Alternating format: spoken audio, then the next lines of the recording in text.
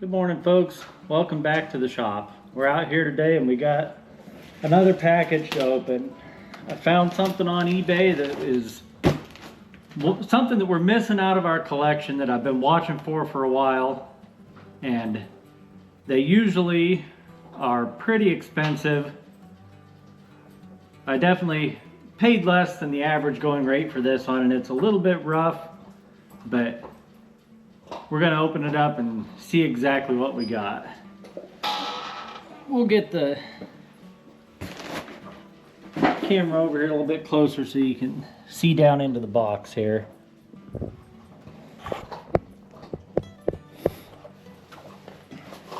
Looks like a well-traveled box. Yeah, the box is pretty beat up. It is a lantern that's in here. You could probably guess that much, but I don't hear glass jingling around, Maybe it's just packed which is a in. good sign. It might be just packed solid. We'll take a look and see what we got in here. This, like I said, this is a lantern that we don't have yet in our collection that I've been kind of looking for. This is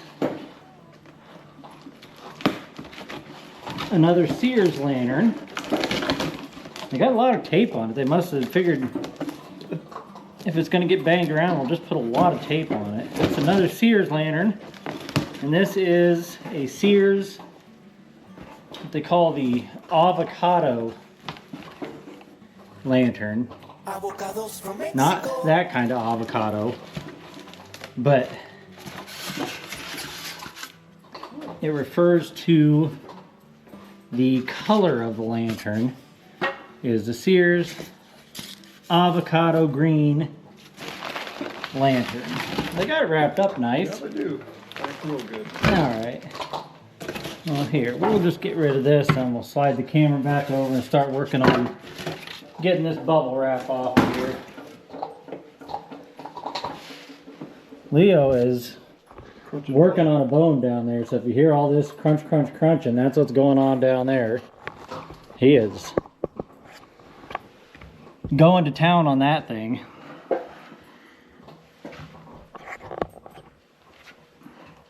All right, let's try to get the bubble wrap off here and see what we actually got. I already like the color. These Sears lanterns, I'm pretty sure this one was manufactured by Coleman for Sears. Yep, looks like it. This guy wraps up his globes similar to the way I do. Yeah. I usually put some tape around there too to hold it so it can't rattle at all, but I've shipped them with wrapped up and put back in the lantern and had good success so far. Well, first of all, it's just Pretty nice looking lantern. yeah, actually, they, in the pictures, they really, oh, the bottom's a little, Yeah. bottom's a little crusty. That's what I remember looking at. And in the pictures, they really showed in close around the bottom where that little bit of rust is. So I'm actually a little bit surprised that it's in as good a shape as it is, because from looking at the pictures, I thought it was a little worse than what it is, but definitely got some paint loss going on the bottom. I'm just gonna knock the stuff that's loose and gonna come right out of there. Just go ahead and knock it off of there. I will oil up the bottom of that with something that, or maybe even find some paint close to that color and give that bottom a coat of paint so it doesn't rust away anymore. But it is dated just like a Coleman lantern. I don't know if the camera will pick it up. 3 of 78, so March of 1978. That's a Sears Roebuck on the bottom of it. It says, yep, Sears Roebuck and Company, made in USA, 3 of 78. That's nice. Nice decal too. Yeah. All in all, it's in better shape already than I thought it was when I bought it. Like I said, these are expensive lanterns. They go high. I can't remember exactly what I did pay for this, but I know they often sell for over $100, and I paid less than that. I think I paid maybe 65. I don't know, I can't remember for sure. Glass seems to be in one piece. And it is the original correct glass. It just says Pyrex made in USA, where if it was Coleman, it would also say Coleman. So it's got the original glass. The glass is not broken or chipped or cracked, so that's good. I'm thinking that I definitely came out pretty good on the money I spent. I've been watching these on eBay for a couple years and waiting for one to come along that I could get for a decent enough price. Now if the pump's any good. The tip cleaner moves easily, so That's a better kind of pump though, isn't it? yeah. Than some of them. There was a tiny little bit of pressure when I cracked it open. Good. See if it smells decent. Yeah, smells like camp fuel. Actually, I think there's just a tiny little slosh of camp fuel in there. I can see it reflecting around a little bit. Let me grab my little pocket flashlight, but just looking right in the opening, it looks pretty good. I like that the tank is low profile and Yeah, I think these are the same tanks that are on the brown 275 lanterns.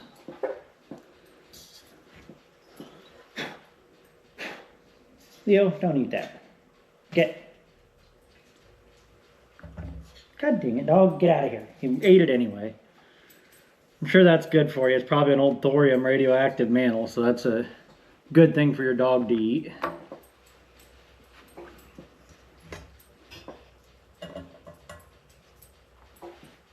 I'm not going to throw those pieces down there. He'll eat them too.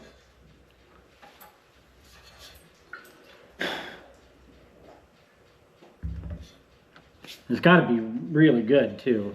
well, the Probably, flavor is yeah. outstanding. We tried the tip cleaner, it moved. Knob turns easy, not even tight at all. Let's get a finger over the pump hole here and let's see if it pumps any pressure. Nope, it doesn't pump any pressure. That's doing a whole lot of nothing right there. So that's okay. You gotta have something to do to it. You can't just open it up and put fuel in it and light it. What's the fun in that? Let's pull that pump out and look at the pump leather on it. See what it looks like.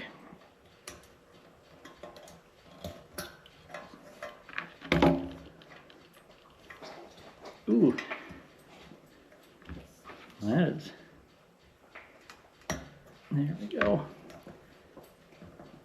On there tight. Wow, the pump leather looks brand new. Just needs spread out a little bit. It's not dried out and hard. So I'm just going to gently spread it out a little bit and then I'll take it over and... Is it leather? Yep. Take it over and dip it in my jug of Marvel Mystery Oil and we'll put it right back in there.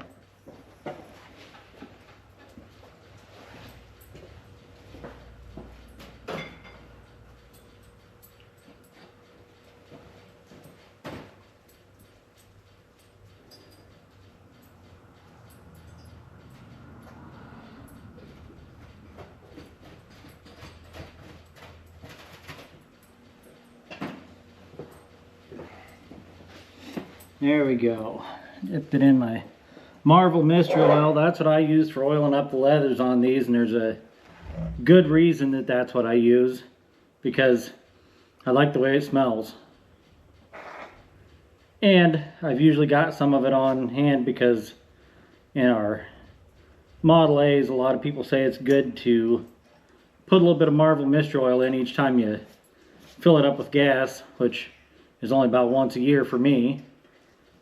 But every time I do that, I put a little bit of Marvel Mystery Oil in the gas so it gets a little bit of upper cylinder lubrication when it's running. Yeah, because they don't have lead in it anymore.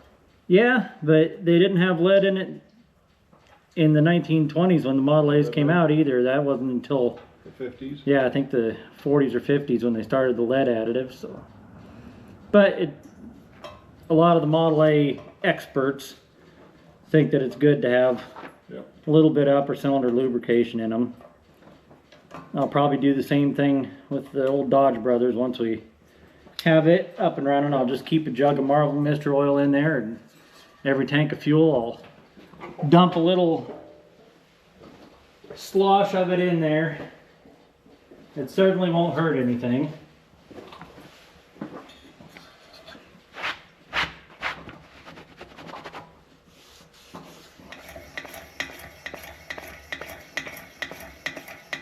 I don't know why they got the fill hole and the pump so near each other. Usually they're on opposite sides of the lantern, but definitely pumping up pressure. I'll put a few pumps back in there and we'll crack the valve open. But this isn't going to take much to get it going. I'm guessing we're going to be, as long as it passes, well actually there's fuel in there even. It might be passing fuel when I test this. Yep, it's hissing.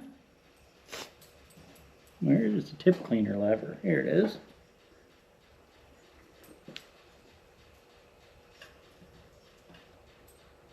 Well,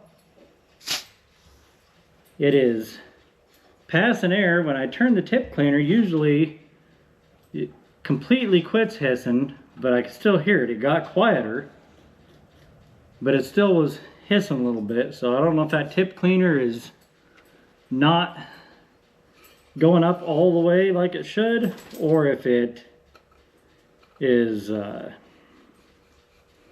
maybe just the orifice hole is just big enough around that some air can still pass around that tip cleaner wire. Whatever it is, I can hear that it's working.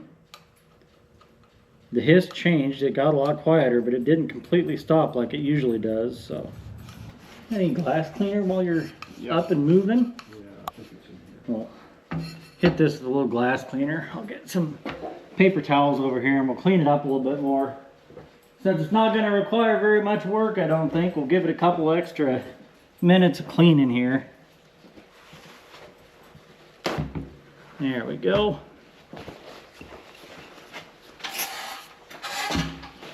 Yeah, the seller definitely pointed out everything that was wrong with this, as you should. If you're selling something on eBay, you should take pictures and show every defect that you can possibly see. But he showed that chip, he showed the rust around the bottom, and kind of made me think it was a little bit worse shape than it actually is. This is actually not bad at all. A lot of people, a lot of sellers would go the opposite direction and try to not show very much of it and get more money out of it. But I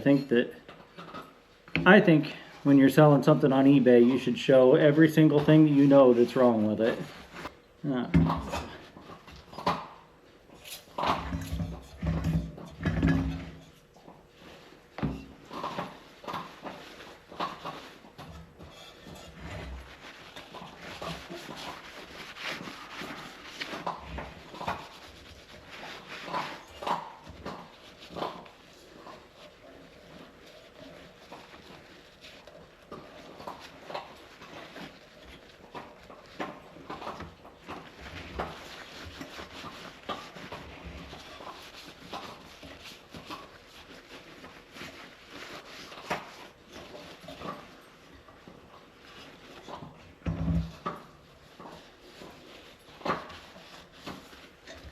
There we go.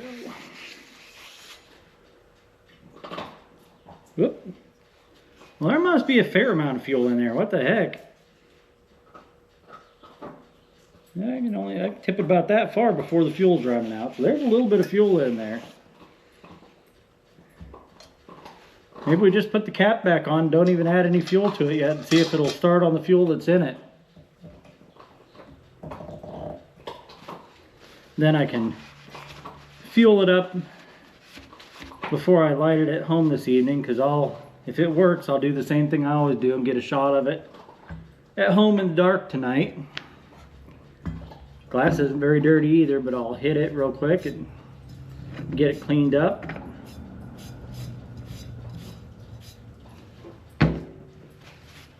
Neat frosted glass. Yeah. I'm glad it survived the trip. Yeah. Sometimes you get stuff that's packaged really well and the glass is broken anyway, and other times you get stuff that they just threw it in a box and crumpled some newspaper around it and somehow the glass survives.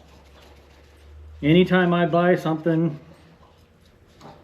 that's going to be shipped to me, like a lantern that's going to have to be shipped to me, I make sure that I pay a price that I'm going to be happy with it, even if it arrives with a broken glass and I have to replace the glass. And then every time that it does arrive with good glass, and that's just a bonus, because you never know. And it's not always the seller's fault either. A lot of them, they're not lantern guys. They're just selling an old lantern that they found somewhere. So they just wrap it up and they don't know any better. Get hurt in shipping.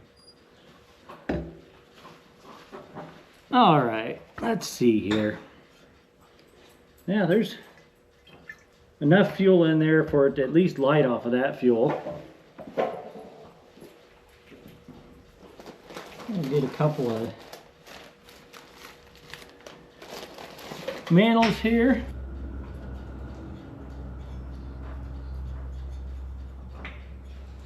I guess. Usually I shut the camera off when I'm tying the mantles on here so you don't have to watch me fumble around with it, but I'm already got one of them done, so I'll just leave it going. We'll just move you in a little bit closer here so you can see how I do it. I usually get the first knot tied in the strings while it's out in the open, easier to get your fingers around it, and then I'll put my finger down in there and cinch it up to where it's close to the right size and kind of adjust it so that you got an even amount of like the pleats all the way around the outside of it.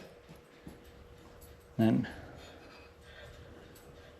slide it right up on the burner. I didn't pull any of this apart because everything's so clean. I'm guessing that there's probably not going to be spider nests and stuff up in the air tube on this, but if we light it and it's burning really yellow and flaring up, then we'll know that that's probably what the issue is, and we're going to have to clean out the air tube. But everything seems pretty darn clean on this. You know what? I don't have my clippers. I lost my clippers about a week ago. I got some giant ones here. That'll work.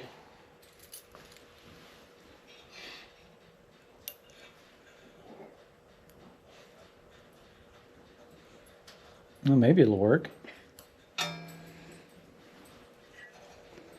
I always cut these strings off. I always make the joke that when you buy one that's been burned in and has the strings on it, looks like an amateur was working on it. They didn't know what they were doing. Throw those strings down there on the floor and Dad can sweep them up next week when he sweeps the floor, or Leo will find them and eat them, one of the two. This one mantle is, it was in the package weird and folded over that way. I'm going to try to kind of spread that part out a little bit before I burn it in so it doesn't have a crease in there.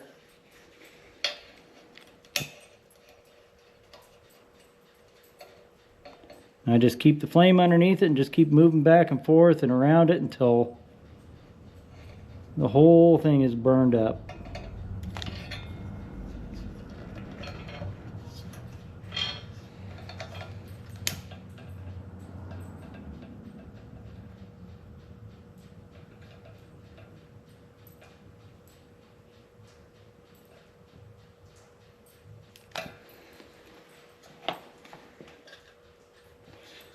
We'll give those a couple minutes. They say you're supposed to let them go until they're all, I guess the camera's not really pointing right at the thing, until they're all white ash before you try to light it. Okay, go ahead and pump this up. I should have done that before I tied the mantles on.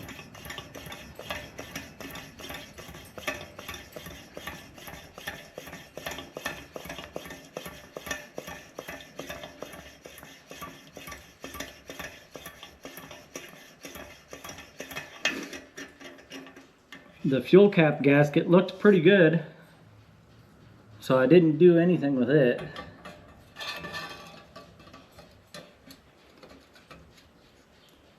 I don't know, I guess I just always assume when they come in the mail that the person was gonna have all the fuel out of it, but this has got like a half tank of fuel in it almost, it seems like. No farther than I had to tip it for it to run out. There's quite a bit in there. When you take it to the post office, they ask you if there's anything flammable, liquid, blah, blah, blah, this, that. And I always, any of them I'm gonna ship, I run them till they're dry. That doesn't fit in there very good. I don't wanna crack my glass. One in here with a skinnier thing. But yeah, with the ones I'm going to ship, I always burn them dry. So I burn them till they run out of fuel. Then I take the fuel cap off and just set it out in the garage for 3 or 4 days to get all that fuel evaporated out of there. I can't really see through that frosted glass crate. It's hissing. I can see the flame, like it's pushing the flame down, so there's air passing through there. Once we hear it gurgle, get some fuel passing.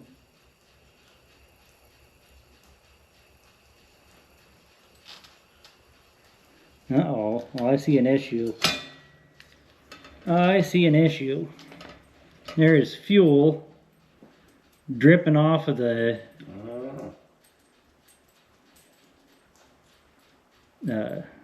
tip cleaner lever there. Well, then you'd assume that the generator's plugged up, wouldn't you? I don't know. It's passing air. I could hear it and I could see it blowing the flame down, but Yeah. there is a packing on that, so let's pull it apart. Maybe that's the reason this lantern didn't get used very much. But I'll see if the camera can pick it up. But there's a drip hanging on that right now of fuel. So now I'm going to be careful and try to not destroy these brand new mantles. See if I can get this thing apart and back together without destroying those.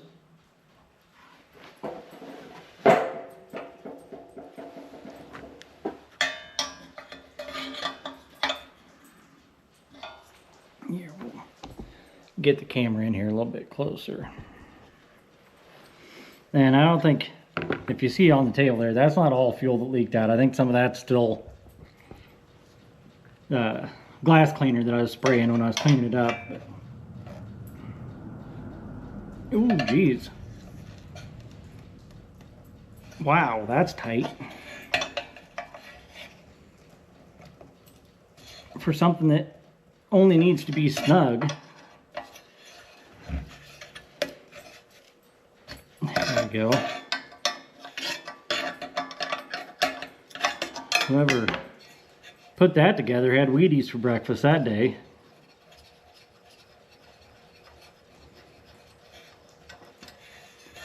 This tip cleaner on here should be exactly the same as a Coleman, which you've seen me do several times, and it is. Hopefully the camera's picking that up. That little eccentric comes up. The end of the tip cleaner rod is just a L-shaped bend in it, and it hooks right into that. And then this generator will drop right down out of here. And I'm pretty positive this is the same, takes the same generator as a 220 or 228 Coleman. I should have that generator number memorized by now, but I don't. Since we got that out, we'll pull the tip off of it, see if we can see light through it and everything, but I'm guessing it's fine because it was blowing the mantle down, or blowing the flame down below the mantle as it was trying to light there before I realized it was leaking.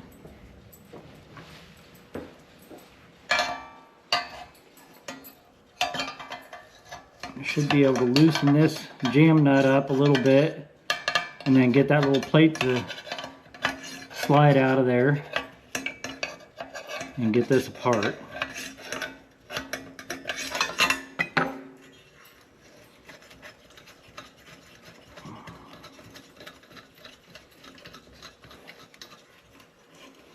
Now this little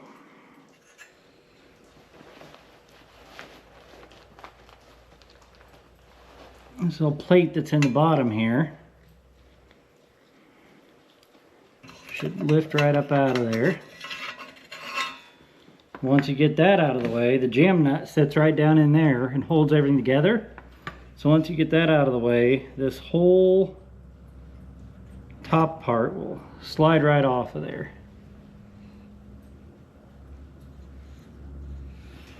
Get that out of the way and hopefully not have to touch my mantles and screw them up.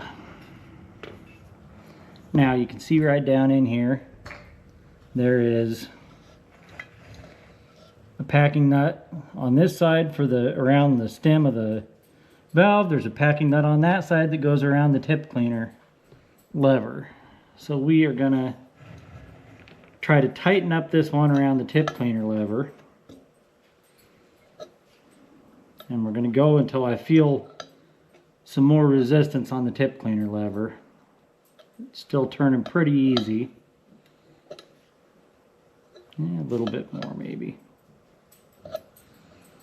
There we go. Now that tip cleaner lever, all of a sudden there, when I got ready to turn it, it's got a little more resistance. And that means that that packing squeezed down and it is squeezing tighter around the stem now. It just kind of compresses it down around the stem. You know what? I'm this far along. I'm gonna pop the knob off of here and I'm gonna clean up the top of that fount underneath that collar. Just takes a second to get the collar out of the way.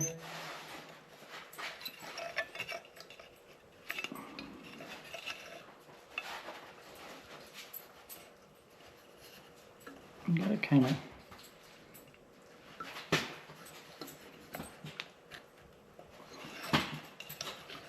maybe, I don't know, maybe you can't get this one off here without tearing it farther apart. There we go. Usually you can, but see, there's a little bit of dirt and debris in there, and we're this far tore apart. No sense in leaving that in there. I'm just gonna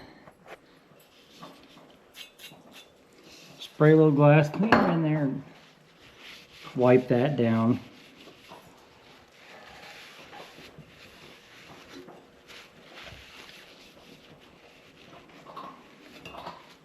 That could very well be the reason that this lantern didn't get used very much. Whoever had it, it was leaking fuel. And they put it up and used a different lantern, and this one just sat for a long time.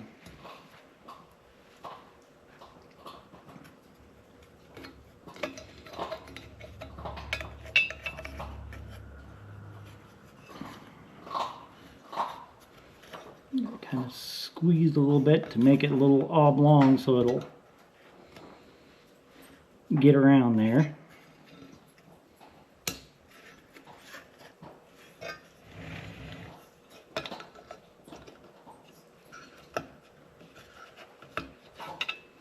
And then you can gently squeeze it back into round. They're pretty lightweight.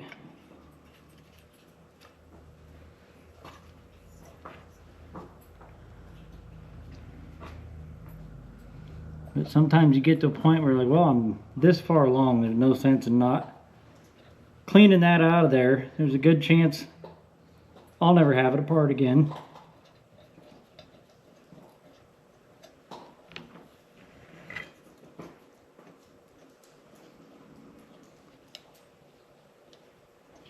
I'm thinking about next year when I go up to the Lantern Festival doing just Sears lanterns. We got enough Sears lanterns now to end up with about a dozen of them to take up there, so.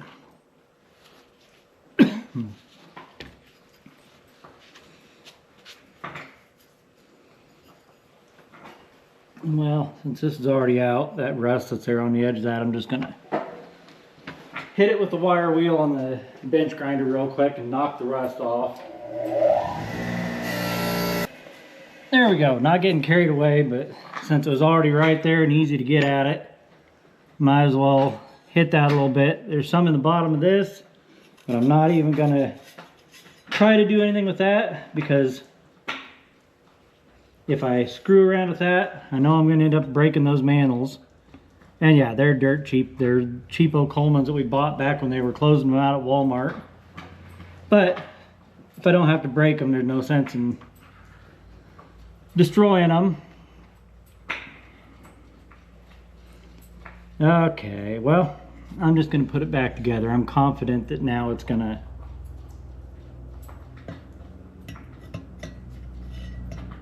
work, so I'm not going to try to test it without. Does this have to be turned a quarter turn? There we go. Now it makes me wonder if it was that way or if it was a half a turn off from that when I took it apart. I don't think it makes very much difference, except for where your air tube would be. But I think I'm going to leave it just like that. Slide this back down in there. Tighten that little jam nut back down. Some people get a little carried away on tightening stuff up on these lanterns. Oh, I guess while it's still loose, I like to make sure that my hole around there is squared up so it's got the same spacing on each side. Another thing, doesn't really make any difference at all, but that's the way I like it to be.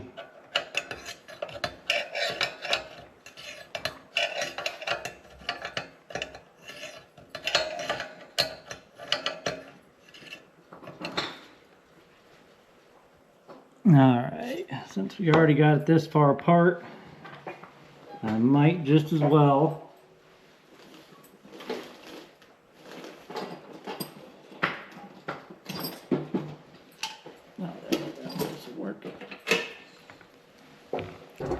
take this tip off of there, see if it's clear and clean. I know it was passing air through it. I can see daylight through it just fine. This tip cleaner was acting a little weird, so we're going to pull it out and see what it looks like. It looks totally fine. That packing came out with it. That happens sometimes. Let me see if I can hold these paper towels behind here. I always try to show the tip cleaner wire, and it doesn't like to focus on it. There's just like a little hair of a wire coming out the end of that. And that is what comes up through the little orifice hole in there and cleans it out if it gets plugged up. But it all looks fine. I'm not even going to spray carb cleaner through it. Everything looks very clean. So we'll just put it all back together. Why the furnace is running, it's not even cold. That's tight enough for that. Those tips don't have to be torqued down on there, just snug is good.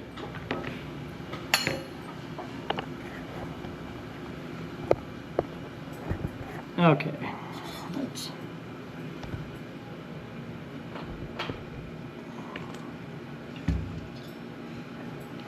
see if I can get this back in there now without touching that mantle and breaking it.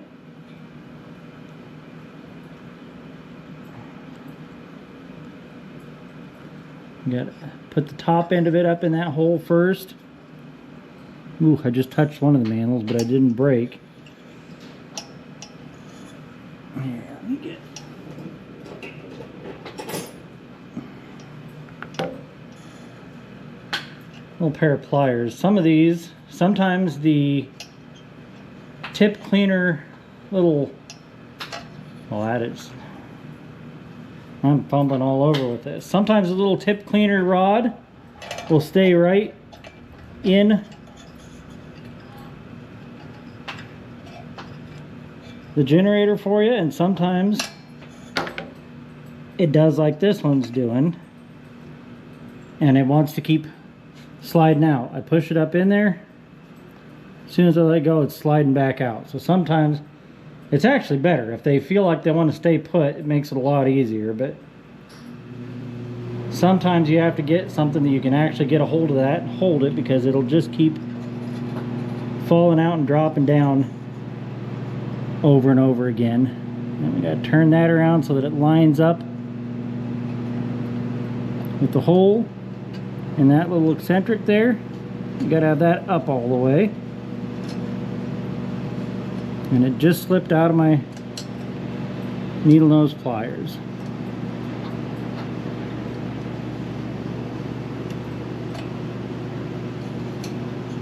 I'm trying to do it without my finger in the way so that you can see, but I'm not being very successful. There we go. Hopefully that picked up. That just hooks right in there, and then slide the generator down. You can turn that tip cleaner lever down, and then it can't come back out. Once it's hooked in there and the tip cleaner's turned down, it captures it in there.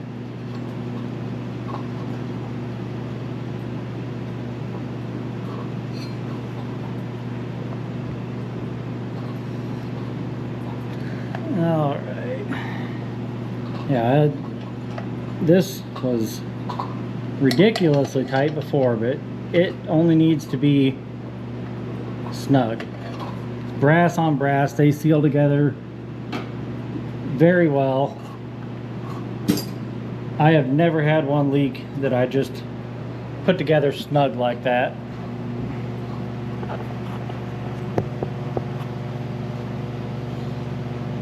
Okay, I'm going to pump a few more pumps in here, because I did let it pass air for several seconds before.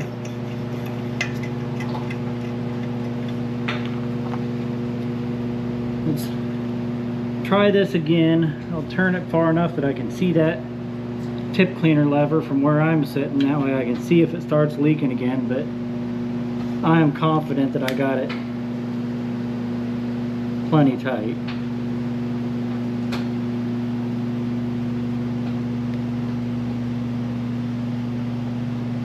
Gonna go or not? Now let's give the tip cleaner a turn here.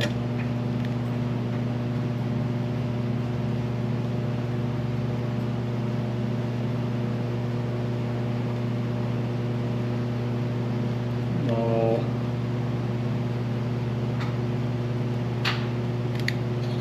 I can, oh there, I heard it gurgle right after I shut the lighter off a little bit.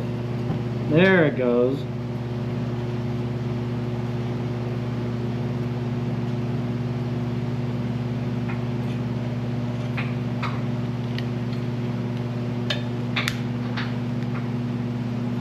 Let's turn the tip cleaner again. I don't know what's going on here.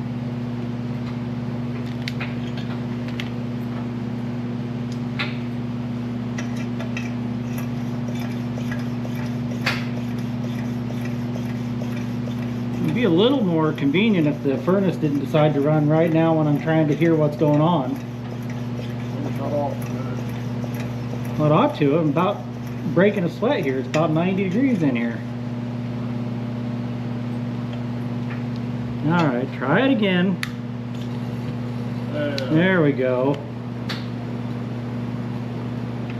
Well, I don't know what made the difference, because I should have had plenty of pressure pumped in there, but sometimes just open and closing the knob a few times. Uh-oh. Stuff breaks loose.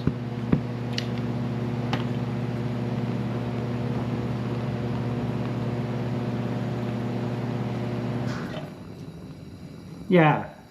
Now that I don't need to hear it anymore, let's turn the tip cleaner a couple times just for good measure here. It may have just been the fact that I ended up opening and closing that knob a couple more times. You've seen in my other videos how that pickup tube down in the bottom works, and when you're opening and closing that, it's moving that rod up and down in there a little bit, so it might have just finally broke something loose. There we go. I always put my name towards the front by the knob, and I always line it up off to one side of the little supports there. Not that it makes any difference, but that's the way that I like it. Well, now that it's going, it's burning nice. I guess maybe this evening I'll film it when I relight it at home. And It's a good fresh fuel in it. yeah, I'll top it off with fresh fuel. But that fuel smelled fine. But yeah, I'll top it off with some fresh fuel, and then tonight I will burn this for a few hours. Maybe I'll even just pump it up before I go to bed if it's not windy out or anything. Just pump it up before I go to bed and let it go and let it burn a whole tank of fuel through it tonight.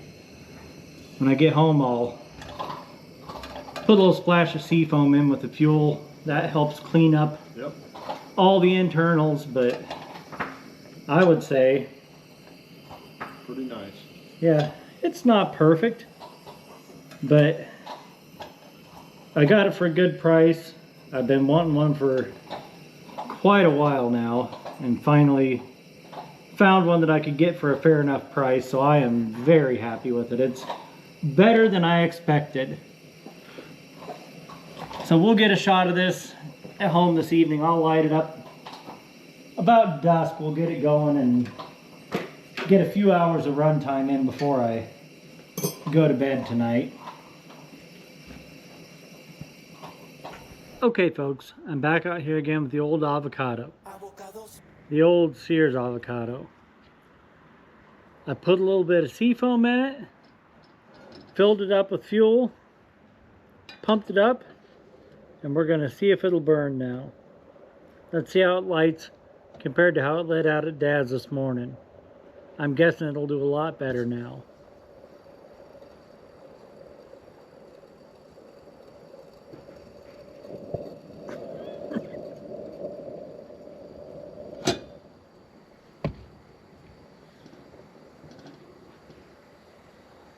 Uh-oh.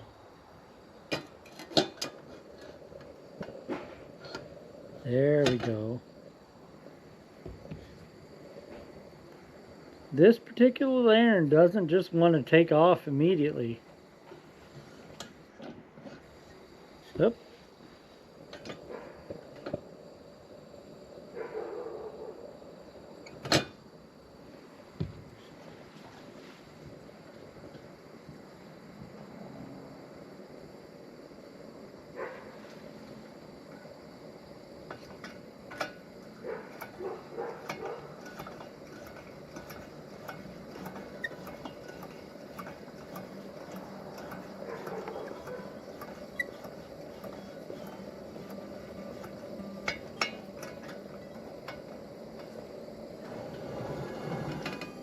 Okay, there we go. Yeah, this particular lantern just does not want to immediately take off when you light it. Every lantern's a little bit different. But it's burning good now. We'll come back out in a couple of hours and check on it and see how it's doing after a couple more hours.